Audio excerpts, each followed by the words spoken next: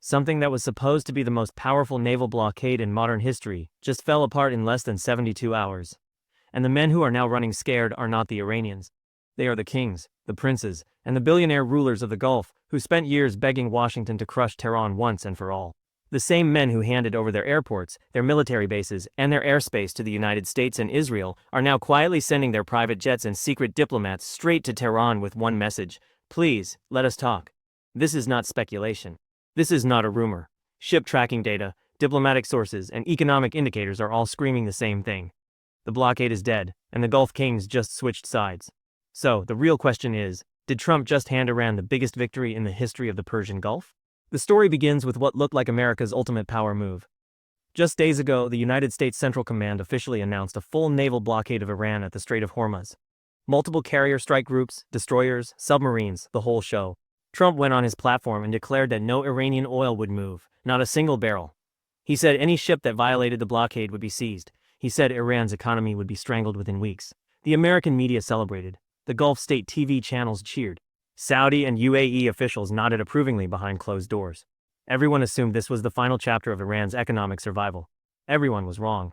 Within hours of the blockade announcement, a large Chinese oil tanker called the Huang He approached the Strait of Hormuz fully loaded with Iranian crude.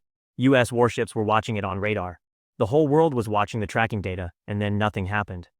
The tanker sailed straight through. Transponders on, crew broadcasting Chinese nationality, and the mighty U.S. Navy did absolutely nothing.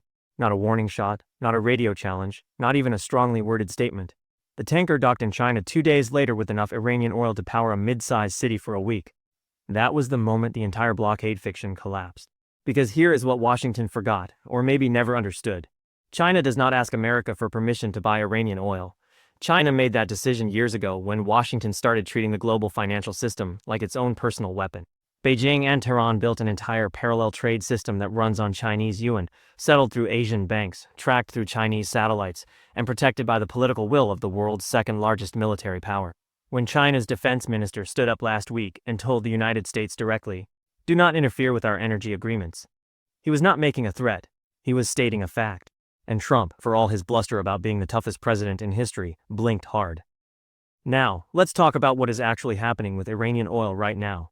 Because the numbers will absolutely destroy the entire blockade narrative.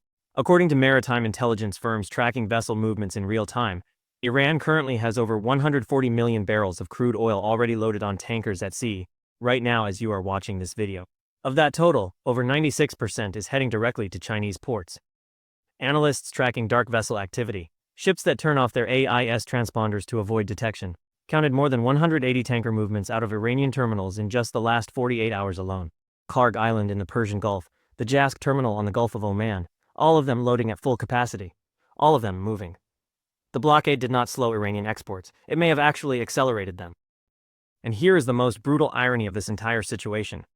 While Trump was announcing the blockade, Iran was already 10 steps ahead.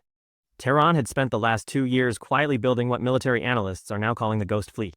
Hundreds of tankers with modified transponders, Chinese flags of convenience, and pre-arranged escort protocols with the People's Liberation Army Navy. The moment the blockade was announced, this entire system activated like a machine that had been waiting for exactly this trigger. Iran did not panic. Iran executed. And Washington is now standing in the Strait of Hormuz with a very big navy and absolutely nowhere to point it. If you are watching this right now and you want to understand what is really happening in the Persian Gulf without the filter of petrodollar media, hit that like button right now and share this video with 5 people who need to see it. Drop a comment below, even if it is just a single word. The algorithm actively suppresses content like this because it embarrasses the people who control the official narrative. Your engagement is literally the only thing that keeps this information reaching new eyes. And subscribe if you haven't already, because what I'm about to tell you about the Gulf Kings is something that will not appear on any Western news channel for weeks. The collapse of the blockade is actually the smaller story here. The bigger story is what the Gulf monarchies are doing right now because of it. Saudi Arabia, the UAE, Bahrain, and Qatar entered this conflict with a very specific calculation. They believed the United States would destroy Iran's military capability within weeks. They believed Iran's economy would collapse under the blockade. They believed they would emerge as the dominant powers of a post-Iran Gulf. They handed over their bases. They shared their intelligence. The UAE allowed Israeli drones to refuel on Emirati soil. Saudi Arabia opened its northern airspace for strike packages targeting Iranian infrastructure. They were all in, and now they are all terrified. Here is why. The geography of the Arabian Peninsula has not changed, and geography does not care about politics. There are only two ways to move oil, food, fertilizer, and manufactured goods in and out of the Gulf: the Strait of Hormuz in the east and the Bab el-Mandeb in the west. Iran effectively controls access to Hormuz through its coastal defenses, its submarine fleet, and its ability to mine the strait within hours. And the Yemeni armed forces, the same forces that successfully shut down shipping to Israel during the Gaza campaign, control access to the Bab el-Mandeb. The Gulf states just realized something catastrophic. They are living on a peninsula with two exits, and Iran just got the keys to both of them. Think about what that means for a country like Saudi Arabia. Riyadh imports over 80% of its food. The UAE imports over 90% of everything its population consumes. These are not agricultural nations. They are wealthy trading hubs built on the assumption that global shipping routes remain open and peaceful. The moment the Bab el-Mandeb closes, even partially, the supermarkets of Jeddah, Dubai, and Abu Dhabi start running out of inventory within days, not weeks. Days. The fertilizer imports that Gulf countries use for whatever domestic agriculture they have disappear. The medicine supply chains break. And the desalination plants that produce the drinking water for tens of millions of people face parts shortages they cannot solve if the shipping lanes are closed. This is not a distant theoretical threat. The Yemeni armed forces have already demonstrated they can do exactly this. They closed the Red Sea to Israeli shipping for months. They can do it again anytime Tehran asks. This is precisely why intelligence sources are reporting a sudden and dramatic shift in Gulf diplomatic activity. The same Saudi officials who were privately celebrating the blockade announcement are now reportedly working through Omani and Qatari backchannels to reach Iranian foreign ministry contacts. The message being relayed is essentially, we want to discuss de-escalation. We are willing to revisit the terms of Gulf-Iran relations. We need the Bab el-Mandeb to stay open. And Tehran's response, according to sources familiar with the talks, has been cold, measured, and unambiguous. Before any discussion of de-escalation, Iran wants a formal acknowledgement that Gulf state territory was used to facilitate attacks on Iranian civilian infrastructure. It wants reconstruction commitments, and it wants written guarantees of non-interference in Iranian sovereign affairs going forward. The Gulf kings are staring at a bill for a war they cheered on, and they are being asked to pay it before anyone will even sit down at the table. The Saudi stock market has already reflected this panic.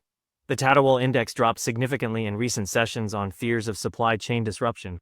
The UAE's carefully cultivated image as a stable, neutral global business hub, the image that attracted over 100,000 foreign companies to Dubai, is fracturing in real time as shipping insurance rates for vessels operating anywhere near the Gulf have reached levels not seen since the Iran-Iraq war tanker conflicts of the 1980s.